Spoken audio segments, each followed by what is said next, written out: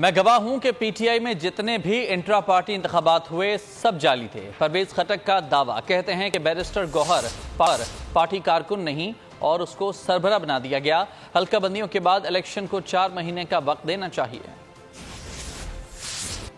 12 سال سے جو الیکشن ہے سارے جعلی ہے، میں سب کا گواہ ہوں، میں نے سارا تماشا دیکھا ہے۔ جتنے بھی ہم نے الیکشن کمیشن کو پی ٹی آئی نے ریکارڈ دیے وہ سارے جعلی تھے۔ تو الیکشن کمیشن نے جو فیصلہ کیا صحیح کیا، کیونکہ سارے جعلی الیکشن تھے۔ میں گوہر خان کا یہ سوال بھی کرتا ہوں کہ کیا اس کے پاس ممبرشپ کارڈ ہے؟ ایک بندہ ممبر ہی نہیں، اس کا کوئی پارٹی سے وابستگی نہیں، اس کو پارٹی کا سر پیر ہی نہیں پتا، وہ کسی کو جانتا ہی نہیں ہے، تو اس کو سربراہ بنا لیا۔